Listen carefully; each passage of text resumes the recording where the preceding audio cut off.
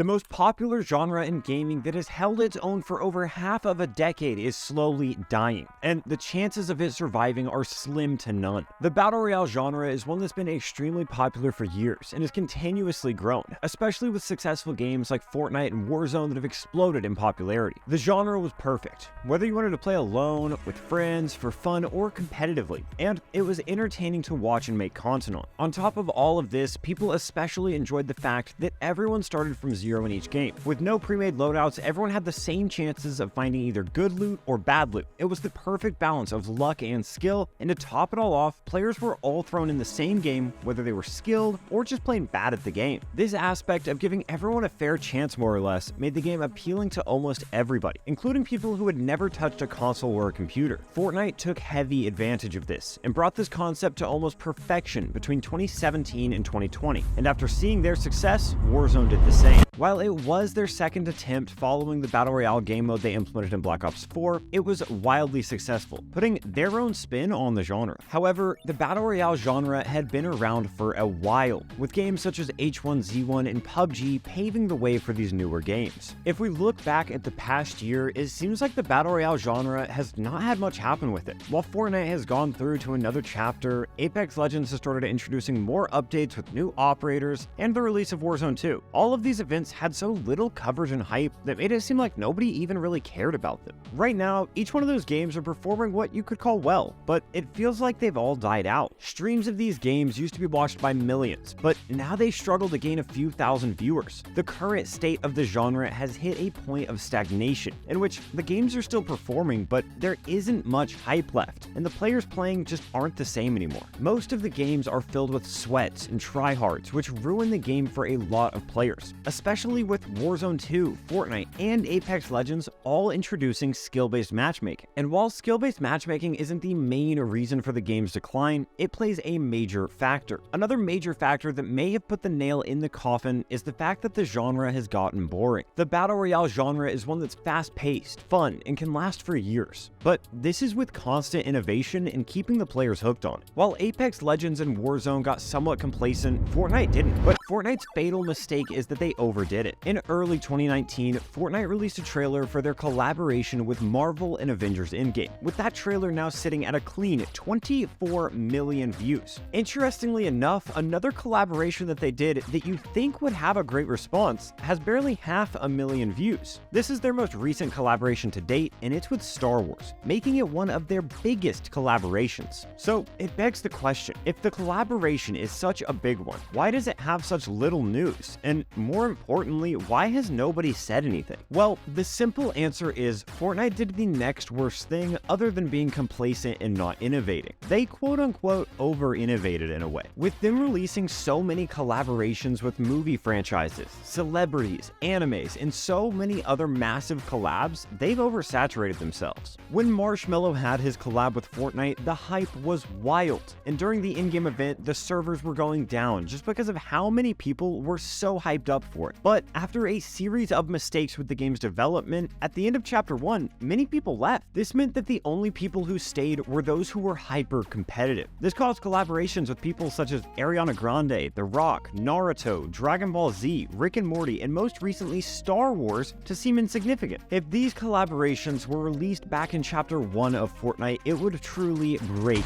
the internet. But now it feels as though a new collaboration is being done every month. With all of this in mind, it's not wrong to assume that this could very well be the end for the Battle Royale genre. It's highly likely that what's happening now will only continue, making the situation for the genre worse. And any games released in the genre that aren't made by AAA developers are most likely going to have the fate of being heavily played for 2 weeks and then dying out completely. But there is still a chance of this genre surviving. If the right changes are made to the current games in the Battle Royale scene, or even if Fortnite decides to introduce a different game mode entirely, this could increase the popularity of the Battle Royale genre by association. Unfortunately, it's hard to tell what would happen with the future of Battle Royale games, and if any game companies are even willing to create more new ones. But with the way that things are going right now, it could be that the end of Battle Royale games is near, and within just a few years, Fortnite, Apex, and Warzone could all just be distant memories to look back on.